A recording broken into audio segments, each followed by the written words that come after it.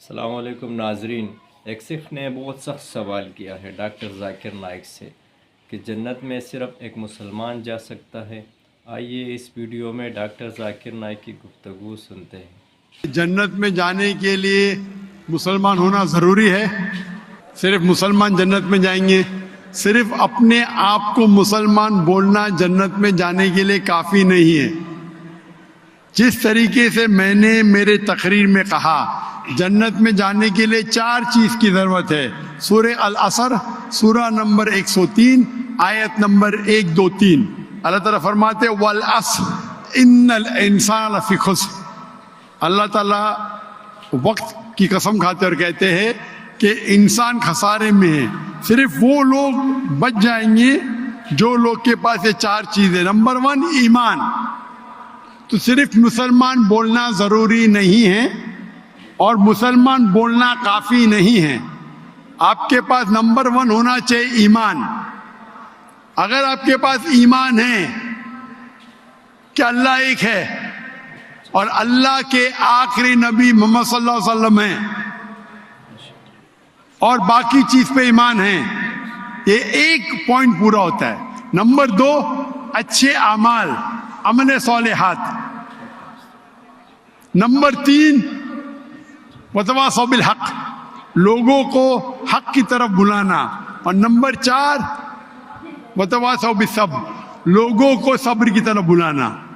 تو اس آیت سے ہمیں پتہ لگتا ہے کہ جو آدمی، جو انسان اللہ کے علاوہ دوسرے اور کی عبادت کرتا ہے وہ غلط ہے، وہ جنت میں کبھی بھی نہیں جائیں گے۔ اور یہ سارے کتابوں میں لکھا ہے، ساری مذہبی کتابوں میں، چاہے بائبل ہو، اولڈ ٹیسٹمنٹ ہو، نیو ٹیسٹمنٹ ہو، دھما پڑھ ہو، بدھسٹ کی کتاب ہو، وید ہو، سارے میں لکھے ہے۔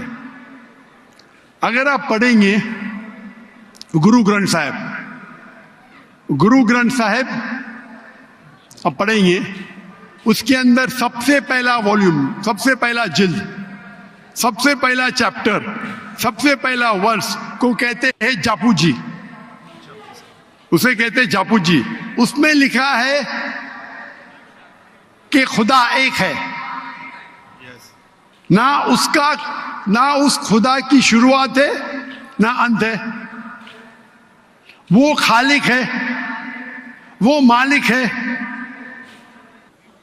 اور اس کے جیسا کوئی ہی نہیں ہے۔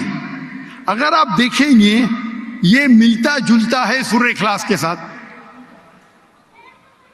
آپ اگر سکھ کی کتاب پڑھیں گے اس میں لکھا ہے 2 قسم، اومکارا، ایک اومکارا، ایشور کا مینیفیسٹ فارم، ان مینیفیسٹ فارم۔ ہاں کہ نہیں؟ ہاں کہ نہیں؟ تو اگر آپ پڑھیں گے اور دیکھیں گے کہ خدا کے کئی نام ہیں، کہا جاتا ہے ستہ نامہ، ہولی نیم، پروردگار جی، پروردگار بھی ایک نام ہے آپ کی کتاب میں، ہاں کہ نہیں؟ پروردگار جی جی، ستہ نامہ، خالق، ملتا جلتا ہے، واہے گرو، واہے گرو۔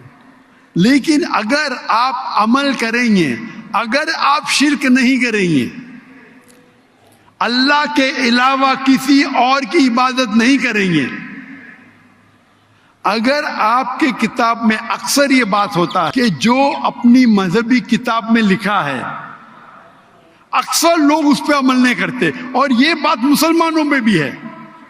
مسلمانوں کی کتاب میں لکھا ہے شرک مت کرو، پھر بھی ہم دیکھیں گے کچھ مسلمان شرک کرتے۔